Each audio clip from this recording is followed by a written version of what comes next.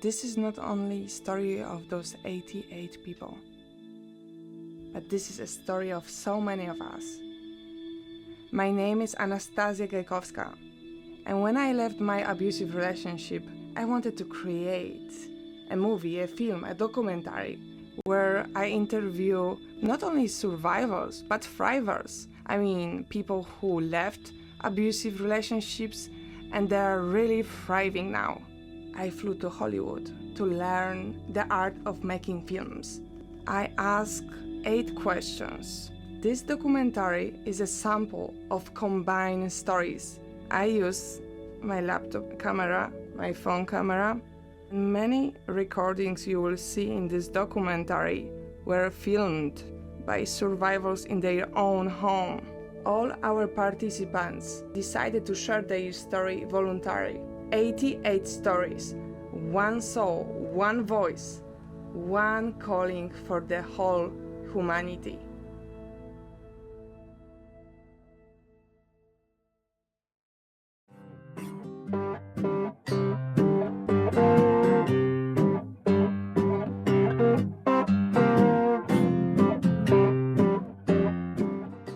Hello, welcome back. In this episode, you are going to hear what love meant for those 88 survivors when they were children, and how you can redefine the meaning you give to love. Enjoy.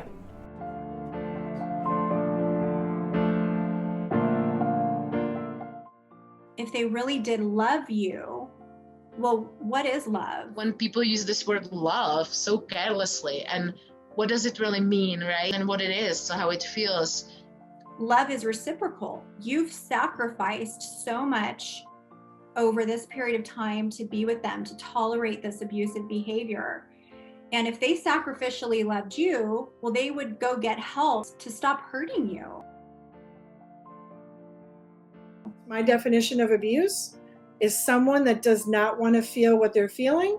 So let's say I don't like a feeling I have, and I'm trying to give it to you because I don't want to feel it anymore. I don't want to think it anymore. I don't want to experience it anymore. So I'm going to try to give it to you. And if you take it, you're now being abused by me. That's one form of abuse. Domestic violence is not just about abuse. It's verbal, it's physical, it's mental, it's emotional, it's financial, it's sexual. Our first and foremost relationship is the one with ourselves. And we really want to be in a solid place with that before we enter into something with somebody else. Telling people to just love themselves is so unhelpful, and again often makes people feel more shame that they can't give that to themselves. Self-love is a result of the healing. It is not an ingredient. Tell people that they can't heal without self-love when you've got somebody who has never had any model of what that means if they've been raised by abusers or neglected, emotionally neglected most of their life. To tell them that they have to have this thing to prescribe that as the prescription, I think is doing people a huge disservice. Loving yourself means constantly trying to attune what's happening, what's going on in my body. Oh, my body feels tense, or my jaw feels tense. Oh, maybe something isn't right. And then just saying actually to whoever you're with, I need a break. I don't want to do this right now. That's teaching yourself safety, to start being that parent who attune to what it is that you need and responding to that, right? And when you do that, you're loving yourself, which is why boundary is love. It's an act of self-love. It's attuning to, oh, this doesn't feel good, and responding to that by then asserting the boundary and say, I don't want to do that. And remember, with boundaries, we often feel we have to justify our boundaries. You don't have to justify your boundaries to anyone. They need no justification. When people ask me, I don't often know logically yet why I don't want something. You might say, do you want to do a call? And maybe I don't want to, and I don't really know why. But it's enough for me to just say, it doesn't feel good right now. I don't know why, but it just doesn't feel good. And that is giving myself love, because I listen to my own safety cues, right? So that's what it means. So let's call it responsiveness and attunement and self-compassion. I like that much better than the word of self-love. Love is safety, acceptance, and responsiveness, these three elements. So giving yourself love means you attune to yourself, you listen to your own needs. That's self-love. What are my needs? And you express and try to give yourself those needs, which can mean setting up a boundary, right? That can be protecting a need. So that is attuning and responding, right? So that's giving yourself self-love, is actually being able to listen to your needs and responding to them, making sure you assert them. I really believed that I would be saved by a Prince Charming. I thought that love means not speaking up what I really think and keeping the peace, no matter what. We are survivors who want to change things for other survivors, because what happened to us cannot just be allowed to keep happening. Like, I didn't know what love is. I didn't know what being loved and being connected is. Saying that a woman really didn't know her place unless a man was telling her what to do. If the woman didn't do what was told, then she got hurt. It was often the woman was financially dependent on the man. He had the say. He told her what to do, how to cook, what to cook, all these things. It was very much a people pleaser. I wanted everyone to be happy. I was just people pleasing too much, to the point where it was like, I thought that, they have all these sayings like happy wife, happy life. And now I have a new saying. It's happy spouse, happy house. So you please love me back as you say you do and as you are supposed to. I thought that I was being a good child every time I said yes. Anytime that somebody had uttered, I love you, usually sex would follow, or they would say it during, or I love what it is you're doing. Oh, okay, well, they must love me. Chaos was my norm. I thought very young, to be loved, I had to be kind and sweet and submissive. Me as a person, I'm a million different people. I had been a million different people because the one that I was ignoring was the real authentic self. I didn't know was what an abusive relationship was. And that's how I ended up in one. My dad was a pastor. My parents had very high standards. Kobieta nie ma racji. Te kobiety mniej znaczą. Mniej potrafią. Agresja w mężczyźnie jest okay. My idea of love was that love was a sacrifice. I didn't understand what a real relationship could be like, and I thought this is normal. No one wants to be with someone who treats you nicely because that's just annoying. And I was not taught to do things because I wanted them. I was taught to do things because it was right. And even in my diary, I have things like, I'm going to marry this man because he will keep me in line. I don't know what I need. I don't know what's right. And I'm going to follow someone else's guidance. I see this pattern. Oh, I've spent my entire life doing above and beyond for the sole purpose that the person who's supposed to love me regardless, that person would. I just thought that it was all flowers, hugs and kisses, and just wanted to feel wanted and loved at the same time. All I knew is that I was seeking someone to love and be loved. I didn't know how to operate outside of chaos and still having someone tell me they love me. Men leave.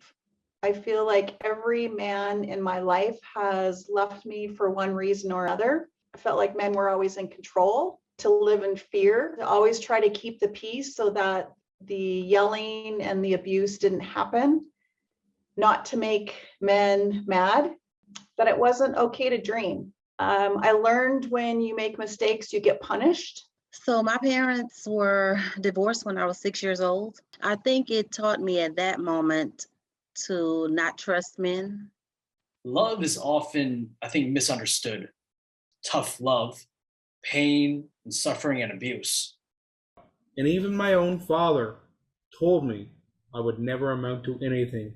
He said he would be better off if I was never born.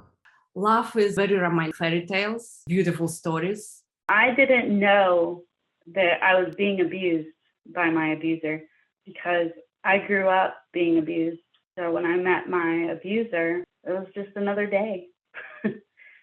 Promises are strong bonds that must not be broken, that fighting and screaming was okay. I used to think screaming is okay because my parents used to yell at each other and my mom yelled at me all the time. De que uno tiene que ser virgen hasta que se case.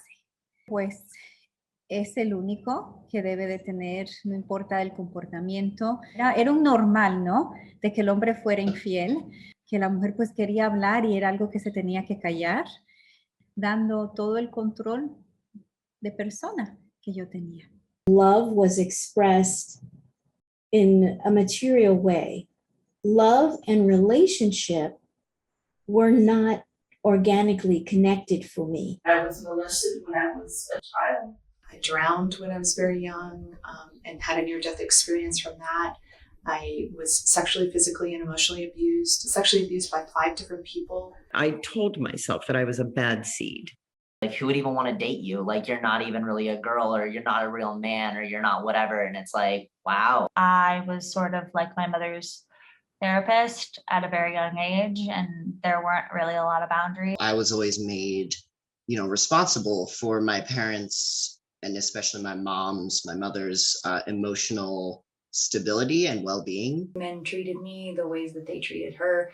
I was made to give them hugs, to give them affection. My parents were quite cold, though, towards me, so I never really felt loved. Love was conditional. With my mother, she would not protect me when my father was abusive to me. I was also treated like I didn't have a voice, like I was invisible. I learned since I was a little kid to silence my voice. I was never really attached to anyone. Like, I didn't open my heart to anyone. And it took me a long time to let people in. I always felt like there was something wrong with me. I started to develop this perfectionism. I was so loyal and I never gave up even when it was abusive, because I learned that you stay with the person that you love and that you're with. Marriage covenant is forever, no matter what. Like, you just stick through it, you make it work, you pray a little bit harder, and you pretend things may or may not have happened. A lot of abuse, and actually was nearly like, that's okay, like that's normal. So that's kind of like worries me. Like, what if I'm not like really submissive to a man because I have my own thoughts. For me, it was natural to ask him permission. I used to be proud of being a nice person, but now I think being a nice person got me abused. I'm a battered child, and my mom was a battered wife, and and dad was alcoholic. I vowed to myself that I would never, if I ever had children, would never want them to witness what I witnessed. Biological father who was extremely physically abusive towards my mom. And he looked over to me and said, "She'll never leave me. I've got her wrapped around my little finger." When I was 6 years old, he almost killed my mom. He knocked out her eye. She had a glass eye, and he ended up in prison for 10 years. It was like my motto: a woman takes shit from man because they're together up until the point where you want to kill yourself. I was raised in a very dysfunctional childhood household. Was neglected. There was every kind of abuse and etc. And all of that went on. But that left me feeling very unworthy, unwanted, and that was the perfect storm for me to meet these guys that would say, "I'll be there for you, I'll be everything for you," and all that. This is where it went wrong, because I didn't feel right in myself. I also crave unconsciously attention and validation from that kind of men that I really shouldn't be wanting to deal with at all. That becomes normal. That becomes part of who you are, and can set people up for entering into abusive relationships, staying to try to fix it, and then not realizing the patterns. And so I kept looking in relationships to heal my father via them so that they would love me, so that little girl in me would be loved. And this was, the kind of the grooming that I learned as a child, that if I told everything, that the punishment would be less. there was still a punishment, and it wasn't often very nice. And that, but the goodness of the confession would help to limit it, and then it wouldn't be as bad. Anytime I would, try to go to like my mom and say like, hey, like I'm having this problem with this person at school, like whatever, she would be like, well, what did you do? She'd be like, well, like, how did you cause that to happen? Like, that you're like, maybe if you acted less, whatever, or like she would always take the other person's side, even if she didn't have a connection to that person. And I always thought this was very weird.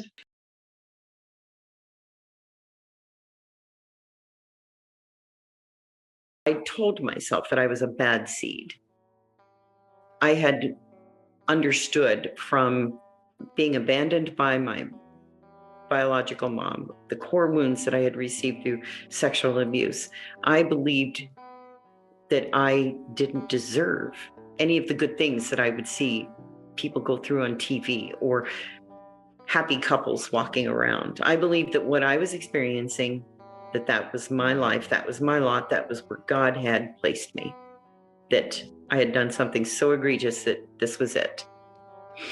There were some of the other red flags that I had experienced besides his temper were the way he would speak to me, the put downs,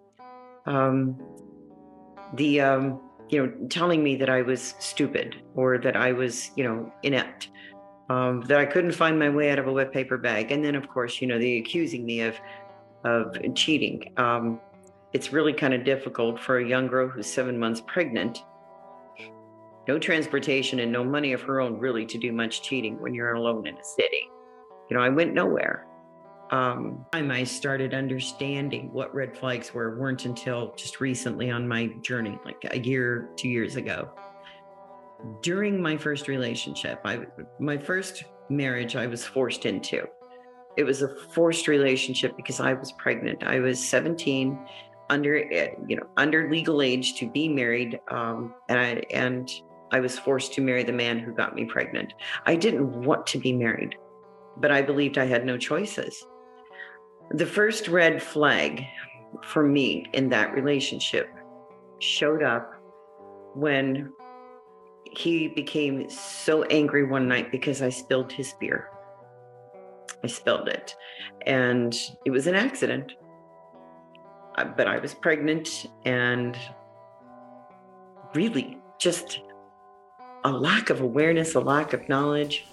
But he was so angry with me, he threw a punch at the side of the refrigerator, and it knocked the refrigerator over. That was my first red flag. But I also believed, okay, don't make him angry. You did something wrong. You spilled his beer. Now he has to go without. And so I told myself, we're not going to make this man angry as much as possible. And I ignored that red flag. I actually was sexually assaulted in college, and I think for me, that was the root of where I lost all my self-worth and then ended up in these abusive relationships after that, because I just didn't love myself. I felt empty, and it was just one of those things that I didn't even know it would happen to me. And it can happen to literally anybody, which is so important to know. It doesn't matter who you are or your background or what you do. It's not about, not being smart or this or that. Like it can be anybody can be a victim of narcissistic abuse. I think it's really important that people understand that their feelings matter. And if you're in an unhappy relationship, you're in the wrong relationship. It's that simple.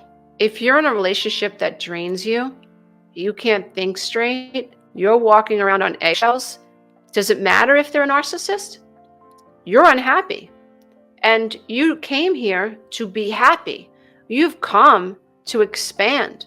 And if you're in a relationship that makes you feel constricted, if you're in a relationship with someone that makes you feel responsible for how they feel and for their failures, if you're in a relationship with someone who takes advantage of you, that's all you have to know.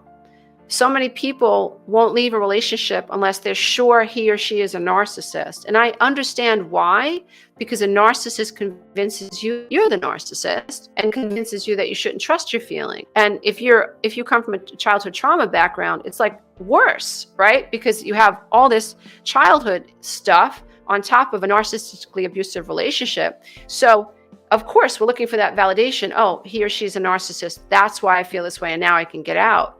But I think that we really, hopefully, moving towards a space in life where I don't need a diagnosis. What I need to know is whether or not I'm happy.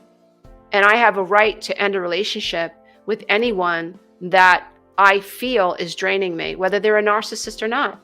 I have a right to start a relationship and be in a relationship with someone, and 6 months later say, I'm sorry, but this doesn't fit. And I tried and it's just not working.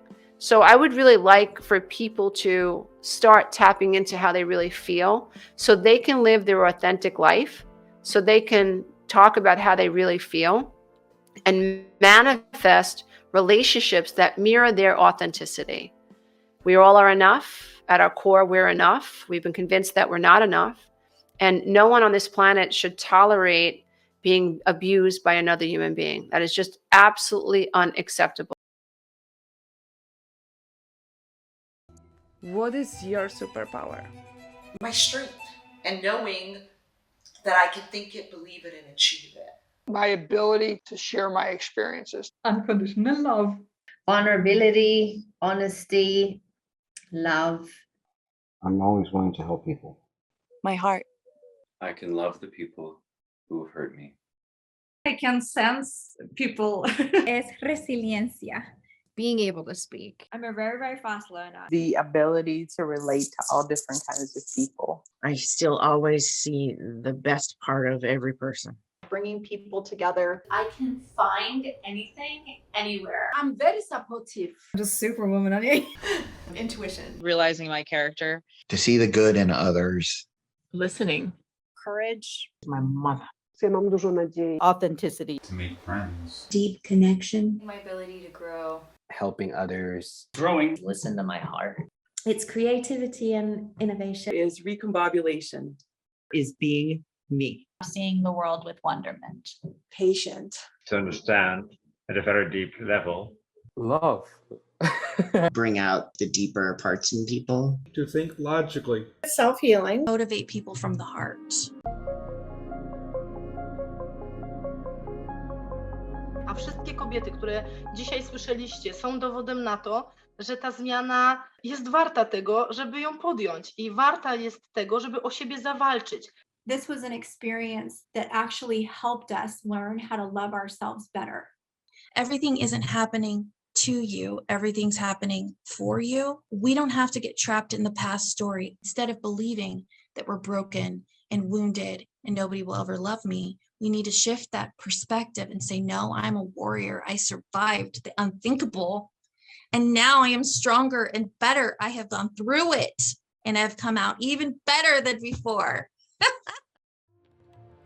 Someone else out there is living our life. Someone else out there is living the life that all of these survivors and thrivers have escaped right here, right now. You can pick up any newspaper. You can go online to any news outlet and you'll hear about mostly women, some men, but mostly women who are killed by their boyfriends, who are killed by the children of their father. You hear it all the time. And so there's someone out there right now that is living your survivor story. And when you start speaking, you give that person hope. So suddenly, with the hope, they start to have this idea of choice. And that is really possible. That's where you can really help someone create great impact in that person's life, and if they stay on the path, they can then in turn create great impact in their life. They can end generations of trauma. They can end generations of codependency, generations of women and men picking the wrong partners and staying and not understanding what's going on. And I think that is so encouraging, and that's why you do what you do, because you want to encourage people to awaken and to take ownership over their life in a powerful way and to tell their story. You just don't know what people have gone through in this life to live, to stay alive, to breathe, to not cry, to hide their laughter because someone else doesn't want them to laugh. Someone says, oh, well, blah, blah, blah has happened to me. Immediately take a breath and say, what if that were me? How could I handle that? Your reality can change. Who you are can evolve. You need to focus on love to access the reality of who you are. You need to embrace love in your life.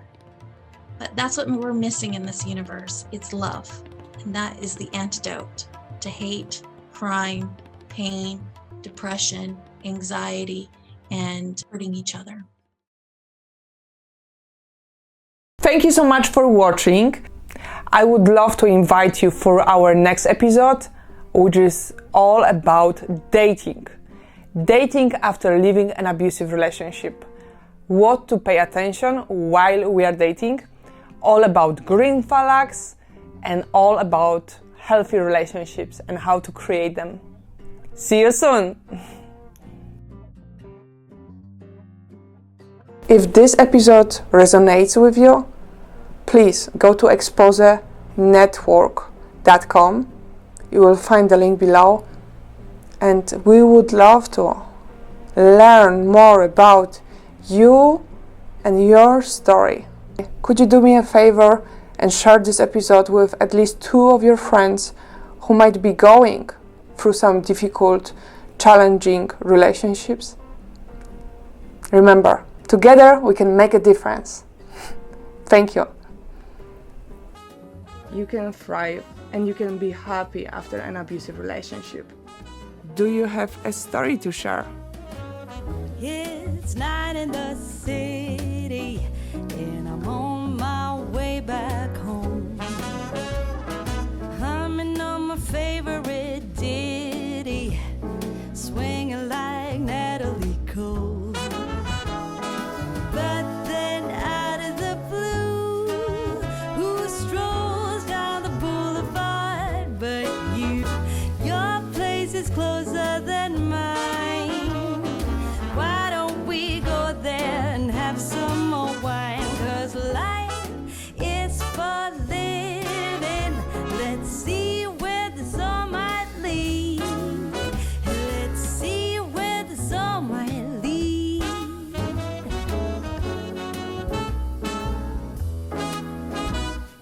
Waking up to a brand new day in between your sheets. Breaking up in the best of ways, and I'm back again on the street.